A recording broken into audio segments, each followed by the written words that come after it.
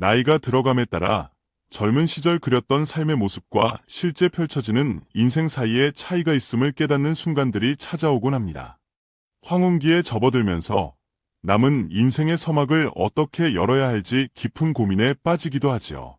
주변에서 들려오는 여러 이야기를 통해 때로는 깊은 후회를 하기도 하고 진작 알았더라면 좋았을 텐데 하는 아쉬움을 느끼는 경우도 적지 않습니다. 우리가 평생토록 행복의 조건이라 여겼던 것들, 예컨대 재물, 건강, 가족, 그리고 주변 사람들과의 관계 등은 사실 나이가 들수록 그 중요성이 더욱 절실하게 다가옵니다. 하지만 단순히 양적인 풍족함만이 전부가 아니라는 것을 우리는 이미 잘 알고 있습니다. 이제는 그 의미, 즉 질적인 깊이가 중요해지는 시기인 듯합니다. 오늘은 노후에도 삶이 초라해지지 않고 진정한 행복을 가꾸어 갈 수 있는 지혜로운 방법들에 대해 함께 이야기 나누어 보고자 합니다. 여러분의 관심과 응원은 언제나 저에게 큰 힘이 됩니다. 세월이 흐를수록 더욱 절실해지는 것들. 첫째, 경제적 안정. 또 돈 이야기냐고 하실 분도 계실지 모르겠습니다. 하지만 잠시 현실을 직시해 볼 필요가 있습니다. 우리 주변을 둘러보면 재물 문제로 인해 다툼이 일어나는 경우를 심심찮게 목격할 수 있습니다. 특히 안타까운 것은 가족 간에도 이러한 갈등이 빈번하다는 점입니다. 대부분 형제자매 사이의 문제로 치부하기 쉽지만 부모와 자식 사이에서도 돈 문제는 큰 갈등의 불씨가 되곤 합니다. 만약 가진 재산 전부를 미리 자녀에게 넘겨준 경우라면 돈을 받은 자녀의 태도가 돌변하여 부모로서 어찌할 도리 없는 상황에 처하기도 합니다. 피땀 흘려 노력한 덕분에 부를 이룬 이른의 한 어르신이 계셨습니다. 그는 상당한 재산을 소유하고 있었고 자신이 가진 모든 것을 자녀들에게 나누어 주기로 마음먹었습니다. 그는 자녀들이 자신의 재산을 물려받음으로써 더 행복한 삶을 누릴 수 있으리라 믿었습니다. 처음에는 자식들도 아버지께 감사함을 표현했고 아버지 건강부터 챙기셔야죠. 그 돈은 아버지를 위해 쓰세요라며 살가운 말을 건넸다고 합니다. 이에 감동한 그는 재산의 대부분을 아들과 딸에게 증여했습니다. 하지만 문제는 그 이후에 발생했습니다. 그가 자녀들에게 재산을 모두 나누어 준 뒤 그의 삶은 예상치 못한 방향으로 흘러가기 시작했습니다. 자녀들은 돈을 받은 후 더 이상 아버지인 그에게 감사한 마음을 갖지 않았고 오히려 그를 업신여기기 시작했습니다. 큰 돈을 손에 쥔 자식들은 분수에 맞지 않는 사업에까지 손을 댔습니다. 그러다 보니 사업은 자금난에 허덕이게 되었지요. 그들은 아버지에게 더 많은 돈을 요구하며 압박했습니다. 만날 때마다 사업이 너무 힘들어 죽겠다며 하소연했고 아버지가 돈을 더 내어주지 않자 노골적으로 불만을 터뜨리기도 했습니다. 그뿐만이 아니었습니다. 이른 노인의 삶을 자신들의 뜻대로 통제하려 들었습니다. 그가 새로운 취미 활동을 시작하려 하면 다 늙어서 그게 무슨 짓이냐며 비웃고 그럴 시간에 우리나 도와달라는 못된 말도 서슴지 않았습니다. 그는 자녀들에게 모든 재산을 넘겨준 것을 뼈저리게 후회했습니다. 이제 수중에 남은 돈도 거의 없어 자신의 삶을 꾸려갈 여력조차 없게 되었기 때문입니다. 자식들의 성화에 못 이겨 다시 돈을 벌기 위해 힘든 일을 해야 했습니다. 젊은 시절에는 사회적으로 존경받는 위치에 있었지만 나이가 드니 마땅한 일자리를 구하기도 쉽지 않았습니다. 설상가상으로 어렵게 번 돈으로 자식들을 조금이라도 도와주면 자식들은 그의 노력을 인정하기는커녕 그를 더욱 힘들게 만들었습니다. 결국 그는 자녀들에게 모든 돈을 나누어 준 것이 자신의 삶을 비참하게 만들었다는 사실을 깨달았습니다. 그는 자녀들에게 돈을 주기 전에 좀 더 신중하게 생각했어야 했다고 깊이 후회했습니다. 결국 그는 이제 자녀들에게 더 이상 금전적 지원을 하지 않고 앞으로 자신이 일해서 번 돈은 오롯이 자신을 위해 사용하며 스스로의 삶을 책임지기로 결심했습니다. 자녀에게 모든 것을 내어준 행동이 자신의 노년을 불행하게 만들었다는 교훈을 얻은 그는 주변 사람들에게 이 점을 늘 주의하라고 당부했습니다. 특히 자녀에게 재산을 나누어 주기 전에 반드시 자신을 위한 몫을 남겨두었어야 했다는 점을 가장 크게 후회했습니다. 이처럼 노후의 경제적인 어려움으로 인해 삶이 위축되지 않기 위한 한 가지 방법은 자녀에게 모든 것을 다 내어주지 않는 것입니다. 물론 부모의 마음이란 자식이 아무리 나이가 들어도 늘 걱정되고 안쓰러운 것이겠지만 말입니다. 마치 전 재산을 자녀에게 넘겨주고 힘겹게 살아가는 노인들의 안타까운 사연을 우리는 종종 접하곤 합니다. 텔레비전 뉴스나 신문 기사에서도 심심찮게 다루어지는 일이지요. 그런데 이렇게 한번 생각해 보시면 어떨까요?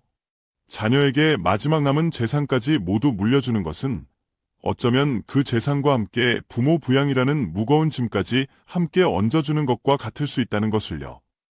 자녀가 스스로 인생의 길을 헤쳐나가는 데 있어 과도한 도움은 오히려 독이 될 수 있습니다. 자식은 나의 노후를 전적으로 책임져 줄 대상이 아닙니다. 나를 돌보지 않는 자식에게 서운함을 느끼기보다는 건강한 거리를 유지하는 것이 현명합니다. 생을 마감하는 날까지 자녀와 좋은 관계를 유지하면서 홀로 된 노년이라도 행복하게 지내는 방법은 모든 것을 내어주는 것이 아니라 내 몫을 분명히 남겨두는 것입니다. 도울 수 있는 부분은 돕되 전부를 넘겨서는 안 된다는 뜻입니다. 또한 경제활동을 완전히 멈추지 않는 것이 중요합니다. 앞서 말씀드린 일화처럼 자녀들이 부모를 무시하는 경우 중에는 부모가 경제적으로 자립하지 못했기 때문인 경우가 많습니다.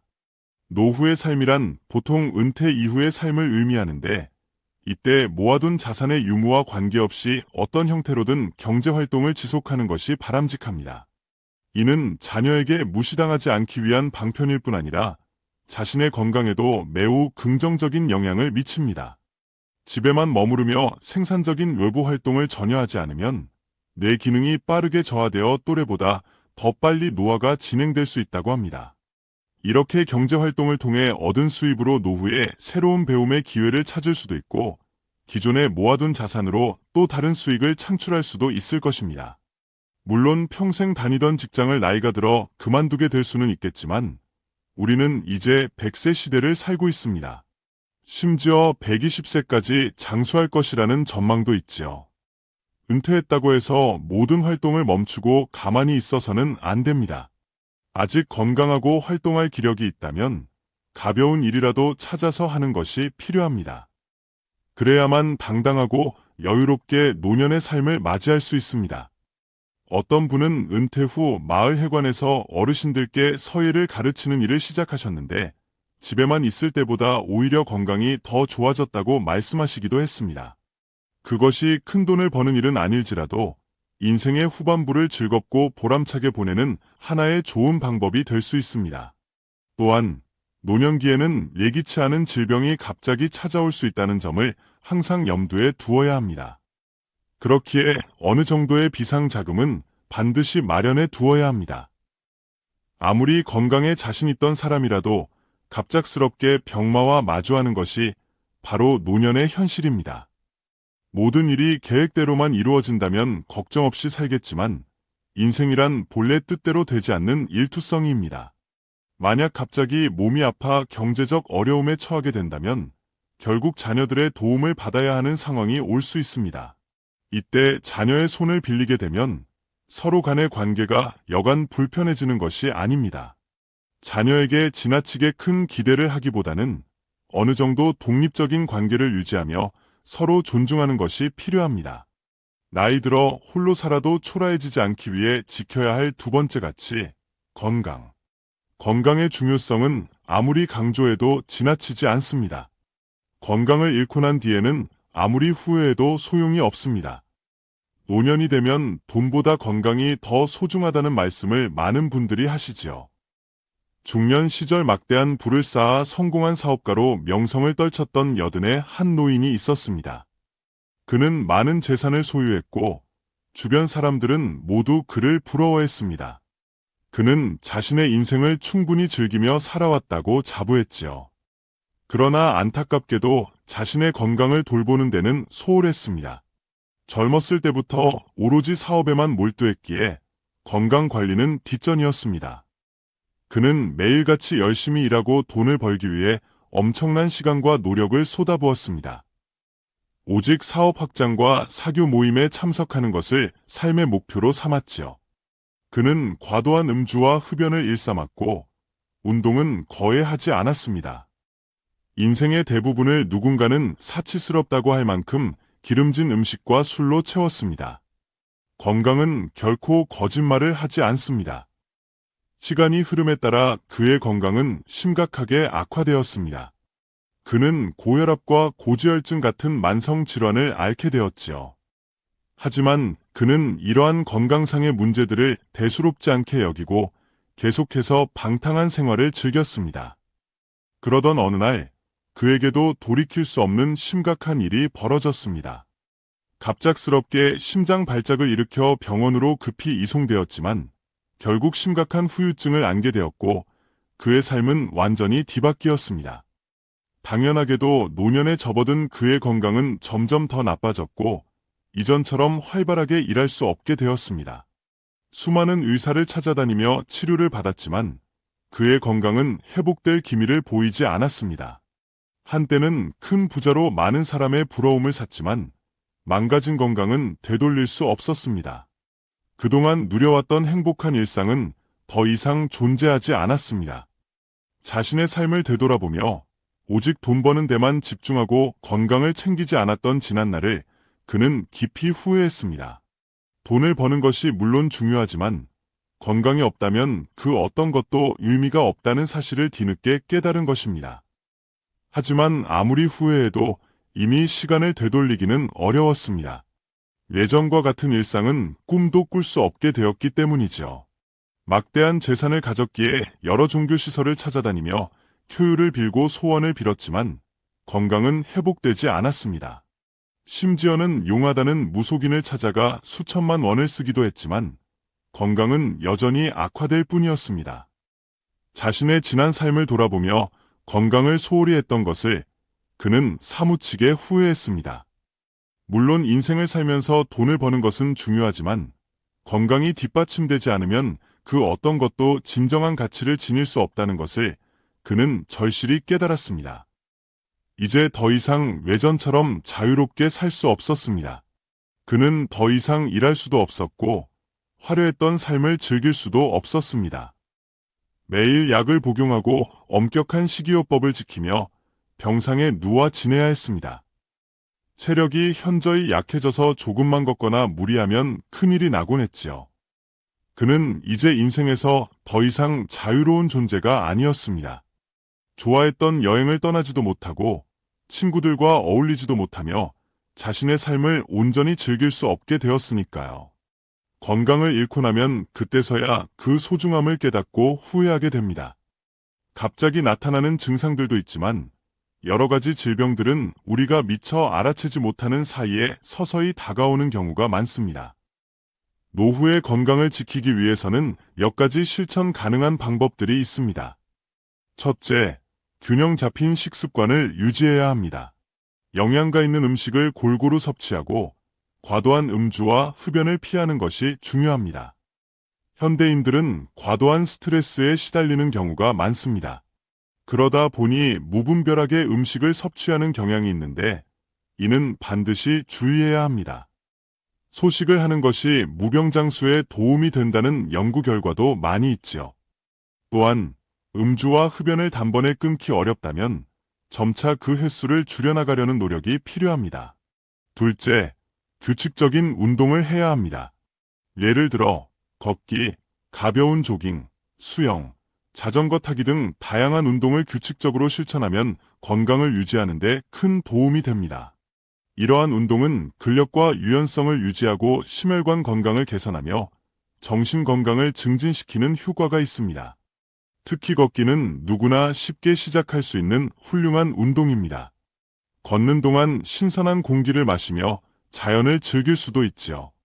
또한 몸 상태가 허락한다면 30분 이상의 중등도 운동을 주 3회 이상 실시하는 것도 좋습니다. 다만 절대적으로 무리해서는 안 됩니다. 이처럼 운동을 규칙적으로 하는 것은 노후의 건강한 삶을 유지하는 데 매우 중요합니다. 셋째, 스트레스를 효과적으로 관리해야 합니다. 스트레스는 우리 건강에 지대한 영향을 미칩니다.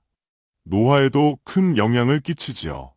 스트레스를 받으면 심장질환, 고혈압, 당뇨병, 면역력 저하, 우울증, 불안장애 등 다양한 질병을 유발할 수 있습니다. 많은 의사들도 스트레스가 만병의 근원이라고 말합니다.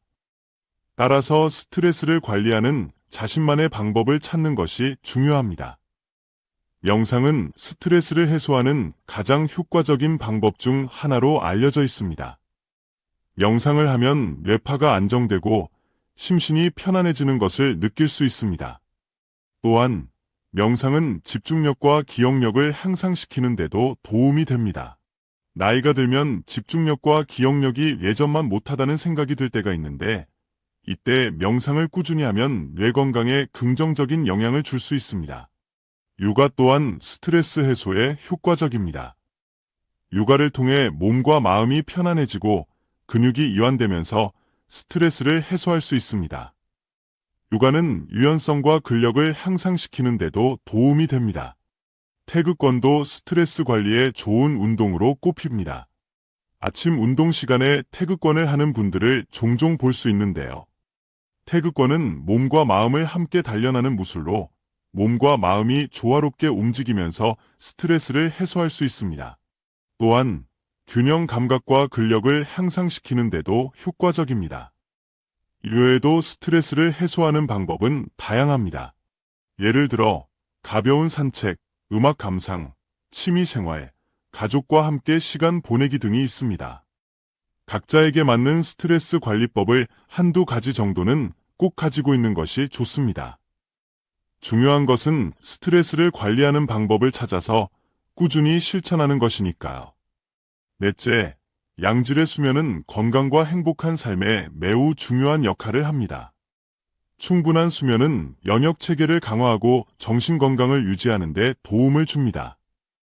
수면 중에는 성장과 회복을 촉진하는 호르몬이 분비됩니다. 또한 수면을 통해 기억력이 강화되기도 하지요. 반대로 수면 부족은 비만, 당뇨병, 심장질환, 뇌졸중 등 다양한 건강 문제와 깊은 연관이 있습니다. 충분한 수면을 취하지 않으면 집중력이 저하되고 기억력이 약화되며 감정 기복이 심해질 수 있습니다. 따라서 매일 충분한 수면을 취하는 것이 중요합니다. 그렇다면 이상적인 수면 시간은 어느 정도일까요? 성인의 경우 일반적으로 7시간에서 8시간 정도의 수면이 필요하다고 알려져 있습니다. 쾌적한 수면 환경을 조성하고 규칙적인 수면 패턴을 유지하는 것이 좋습니다. 잠자리에 들기 전 편안한 침구와 적절한 온도를 조절하여 안락한 수면 환경을 만드는 것이 필요하지요. 충분한 수면은 건강과 삶의 질을 향상시킵니다. 매일 충분한 수면을 취하여 건강과 행복을 유지하시기 바랍니다. 다섯째, 필요한 예방접종을 받는 것이 좋습니다. 예방접종은 노후의 건강을 유지하는 데 매우 중요한 역할을 합니다. 예방접종은 각종 감염병으로부터 우리 몸을 보호하고 심각한 질병으로 발전하는 것을 막는 데 도움이 되죠. 특히 노년기에는 면역력이 약해지기 때문에 예방접종을 받는 것이 더욱 중요합니다. 예를 들어 독감 예방접종은 독감으로 인한 입원율 및 사망률을 줄이는 데 도움이 됩니다. 각종 합병증을 예방하는 효과도 기대할 수 있습니다. 또한 예방접종은 다른 사람들을 보호하는 데도 기여합니다. 예방접종을 받은 사람들은 감염병을 전파할 가능성이 낮아지므로 타인을 보호하는 데 도움이 됩니다. 예방접종은 매우 안전하며 부작용은 드문 편입니다. 예방접종을 통해 감염병으로부터 건강을 지킬 수 있으므로 의사와 상담하여 필요한 예방접종을 받는 것이 매우 중요합니다. 여섯째, 노후에는 정기적인 건강검진이 필수입니다. 건강검진은 질병의 조기 발견과 예방에 큰 도움을 줍니다. 특히 만성질환이나 노인성 질환의 경우 조기에 발견하여 적절한 치료를 받으면 증상을 개선하거나 질병의 진행을 늦출 수 있습니다. 나이가 들면 치매가 가장 두려운 질병 중 하나로 여겨지곤 합니다. 하지만 치매 역시 조기에 발견한다면 증상을 크게 개선하고 진행 속도를 늦출 수 있는 경우가 있습니다. 또한 건강검진을 통해 혈압, 혈당, 콜레스테롤 수치 등을 측정함으로써 암, 심장병, 뇌졸중, 당뇨병 등의 위험 요소를 미리 확인할 수 있습니다. 모든 병은 조기 발견이 중요합니다. 나중에 알게 되면 이미 병이 상당히 진행된 경우가 많기 때문이지요. 조기에 발견하면 치료가 더 쉽고 효과적일 수 있으며 질병의 악화를 예방하거나 지연시킬 수 있습니다. 건강검진을 통해 생활습관 개선이나 예방접종 등에 필요한 조치를 취할 수 있어 개인의 건강을 증진시키는 데 도움이 됩니다. 의사와의 상담을 통해 개인의 건강 상태를 정확히 파악하고 적절한 의료적 조치를 취할 수 있는 좋은 기회이기도 합니다. 이처럼 노후에는 건강을 잘 지켜서 혼자서도 충만하게 살아갈 수 있는 기반을 마련하는 것이 필요합니다. 요즘은 그야말로 인생이 길어졌습니다.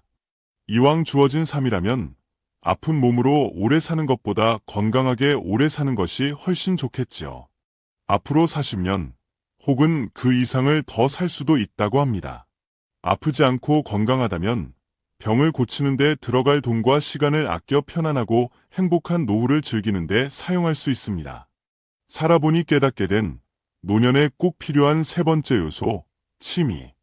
늙어서 무슨 취미가 필요해? 라고 반문하시는 분들도 계실지 모릅니다. 하지만 많은 노년 전문 의사들은 어르신들이 몸에 무리가 가지 않는 선에서 취미 활동을 즐기는 것이 매우 필요하다고 조언합니다. 70 초반의 한 여성분께서도 삶이 너무 적적하고 외롭다고 말씀하신 적이 있습니다. 노후에 이렇다 할 취미가 없어서 크게 슬퍼하셨지요. 취미가 없는 이유가 무엇이었냐고 여쭤보자 평생을 정신없이 바쁘게 살아오고 자식들 뒷바라지를 하다 보니 어느새 지금의 나이가 되었다고 하셨습니다. 오랜 세월 집안일과 자녀 양육에 전념하며 자신의 취미나 관심사에 시간을 할애할 여유가 전혀 없었던 것이죠. 항상 바쁘게 살아가면서도 언젠가 자녀들이 다 성장하고 나면 그때는 취미를 가질 수 있을 것이라고 막연히 생각했습니다. 하지만 자녀들이 성장한 후에도 여전히 삶은 바쁘게 흘러갔습니다. 휴식 시간의 대부분을 집에서 홀로 보내며 텔레비전을 보거나 잠을 자는 것으로 시간을 때웠습니다. 친구들과 연락이 끊긴 지도 오래되어 인간관계도 거의 단절된 상태였습니다. 자연스레 사회활동에도 관심을 가질 수 없었지요. 뒤늦게 노후의 취미를 가져보려고 노력했지만 어떤 취미를 가져야 할지 막막하기만 했습니다. 항상 바쁘게 살아온 덕분에 경제적으로는 여유가 있었고 자식들도 훌륭하게 키워냈지만 정작 자신의 취미나 관심사에 대한 탐색은 전혀 하지 못했던 것입니다. 자신에 대한 깊은 성찰의 시간이 없었기에 마음 한구석이 늘 외롭고 허전하다고 느끼셨습니다. 취미가 없으면 삶이 단조롭고 지루하게 느껴지기 쉽습니다. 청년기나 중년기 못지않게 노년기에 취미를 가지고 사회활동을 즐기는 것은 매우 중요합니다. 취미는 우리에게 즐거움과 성취감을 줄 뿐만 아니라 사회적 관계를 맺고 건강을 유지하는 데도 큰 도움이 되기 때문입니다. 노후에 취미를 가지고 사회활동을 즐기는 것은 기본적으로 노후에는 경제적인 준비뿐만 아니라 남은 시간을 무엇을 하며 보낼 것인지, 어떤 사람들과 노후의 삶을 함께 만들어갈 것인지, 그리고 어떻게 건강 관리를 할 것인지 등 다양한 관점에서 삶을 설계하고 준비하는 자세가 필요합니다. 그런가 하면 취미를 즐기기 위해서는 돈이 많이 든다고 생각하며 안타까워하시는 분들도 계십니다. 하지만 꼭 많은 비용이 드는 취미만을 고집할 필요는 없습니다. 노후에 큰 돈을 들이지 않으면서도 행복하고 즐겁게 시간을 보낼 수 있는 시니어들을 위한 몇 가지 취미 활동을 소개해 드리겠습니다. 첫 번째는 수영입니다. 수영은 비교적 적은 비용으로 즐길 수 있으면서 관절에 무리가 없고 안전하게 할 수 있는 최고의 취미 중 하나입니다. 노년층에게는 관절염 예방 및 완화, 사회성 및 협동심 증진 등 다양한 측면에서 장점이 많은 운동이기 때문에 많은 노년 전문 의사들도 적극 권장하는 운동입니다. 또한 노인들이 불가피하게 넘어질 경우에도 균형 감각을 향상시켜 피해를 줄이는 데 도움이 될 수 있습니다. 두 번째는 탁구입니다. 탁구는 유산소 운동과 근력 운동이 결합된 스포츠로 남녀노소 누구나 즐길 수 있습니다. 격렬하지 않으면서도 운동량이 많아 계절에 상관없이 즐길 수 있다는 장점이 있어 취미로 삼기에 아주 좋습니다. 폐기능 강화는 물론 복근, 장단지, 종아리 근육 단련에도 매우 효과적입니다. 안전사고나 부상의 위험이 가장 적은 종목 중 하나이기도 해서 나이가 들어도 부담 없이 즐길 수 있다는 큰 장점이 있습니다. 아마추어 탁구 대회에는 60대 이상이 참가하는 실버부가 따로 편성되어 있는 경우도 있어 대회 참가를 목표로 삼으며 동기부여를 하기도 좋습니다. 80세 이상 고령의 어르신들은 일반 탁구공보다 크고 라켓도 약간 큰 라지볼 탁구를 즐기실 수도 있습니다. 세 번째는 채소 키우기입니다. 베란다나 작은 텃밭을 이용하는 것인데요. 노년기 생활에서는 적절한 육체 활동이 중요한 만큼 집에서도 쉽게 몸을 움직이면서 할 수 있는 좋은 취미입니다. 베란다나 텃밭에서 채소를 정성껏 가꾸다 보면 수확물인 채소뿐만 아니라 건강까지도 함께 얻을 수 있어 일석이조의 효과를 누릴 수 있습니다. 방울토마토나 오이, 상추 등 비교적 키우기 쉬운 채소들부터 시작해보세요. 직접 기른 채소들로 맛있는 반찬을 해 먹을 수 있다는 성취감도 느끼면서 은퇴 후 자칫 지루해질 수 있는 일상을 즐겁게 보낼 수 있습니다. 최근에는 은퇴 후 복잡한 도시 생활을 정리하고 지방으로 내려가 소박하게 텃밭을 가꾸며 부부가 함께 여행을 다니시는 분들도 많아 보이는 추세입니다. 네 번째는 음악 감상입니다. 음악은 음악 치료를 통해 우울증이나 신체적 장애를 완화하는 데 활용될 만큼 사람에게 육체적으로나 정신적으로 긍정적인 영향을 줍니다. 음악을 들으면 뇌에서 즐거움을 담당하는 도파민이라는 신경전 달물질이 생성되고 맛있는 음식을 먹을 때와 마찬가지로 기분이 좋아지는 효과가 있습니다. 또한 사회적 상호작용을 관장하는 옥시토신이라는 호르몬 생성을 촉진하여 사회적 유대감을 강화하는 데도 도움이 됩니다. 노년기에는 신체적 변화와 은퇴로 인한 사회적 지위 변화 등으로 인해 심리적인 어려움을 겪을 수 있는데 이때 음악 감상은 특히 큰 위안과 도움이 될 수 있습니다. 평소에 좋아하는 장르의 음악을 듣는 것도 좋고 새로운 장르에 도전하여 작곡가나 음악에 얽힌 역사 등을 공부해 보는 것도 좋습니다. 단순한 취미를 넘어 다른 사람들에게 설명해 줄 수 있을 만큼의 교양도 함께 갖출 수 있게 될 것입니다. 다섯 번째는 독서입니다. 저 역시 꾸준히 하려고 노력하고 있으며 정말 좋은 취미라고 생각합니다. 특히 도서관을 이용하면 별도의 비용을 들이지 않고도 다양한 종류의 책을 마음껏 읽을 수 있어서 더욱 좋은 취미입니다. 노년기에는 신체적인 제약으로 인해 다양한 경험을 하거나 멀리 여행을 떠나고 싶어도 그러지 못하는 경우가 있을 수 있습니다.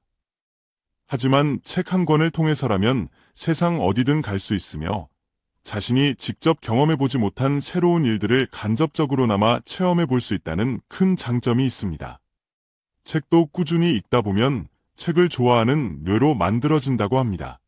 운동을 하기 위해 기초 체력을 기르듯이 처음에는 가볍고 흥미로운 소재의 책들부터 조금씩 시작해보시면 좋습니다.